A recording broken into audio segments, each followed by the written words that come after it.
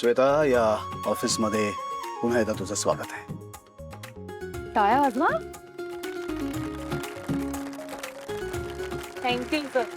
अरे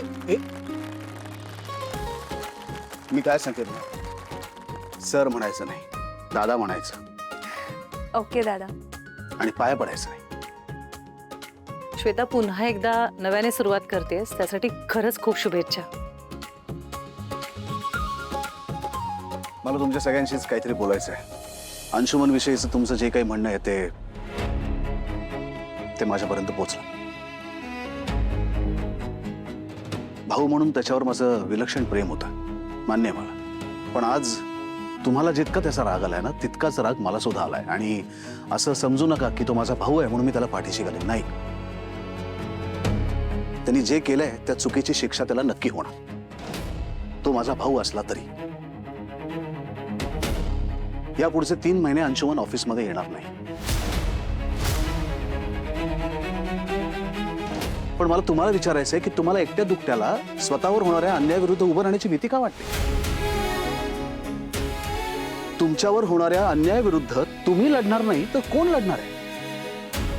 आणि विशेषतः इथे असलेल्या पुरुष कर्मचाऱ्यांना मला विचारायचं आहे की तुमच्या बरोबर काम करत असलेल्या एखाद्या महिलेच्या बाबतीत अशा प्रकारचं गैरवर्तन तुमच्या ऑफिसमध्ये घडत असेल तरी सुद्धा तुम्ही गप्प का बसवा? तुमच्या घरी देखील तुमची बहीण असेल, घरातली एखादी स्त्री असेल, ती देखील कुठेतरी काम करत असेल, कष्ट करत असेल, पैसे कमवत असेल. उद्या जर त्या स्त्रीच्या बाबतीत असं घडलं तर तुम्ही असेच गप्प बसा? मग आत्ताच का बसला? पुढे येऊन आपल्यावर अन्याय झालाय ही गोष्ट बोलावी, सांगावी का नाही वाटलं तुम्हाला? माझ्याकडनं चूक घडलीच आहे की मी माझ्या भावावरती आंधळा विश्वास टाकला.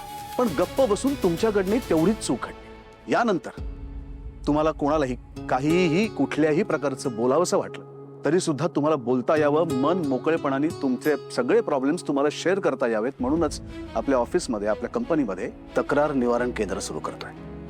आणि या तक्रार निवारण केंद्राच्या सांभाळतील तुमच्या सगळ्यांच्या लाडक्या स्वानंदी मॅडम.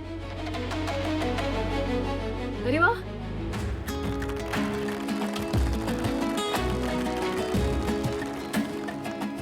त्या असतील आपल्या कंपनीच्या तक्रार निवारण अधिकारी. दर शनिवारी आणि रविवारी आपल्या ऑफिसमध्ये स्वानंदी मॅडम तुमच्या सगळ्यांसाठी अवेलेबल असतील.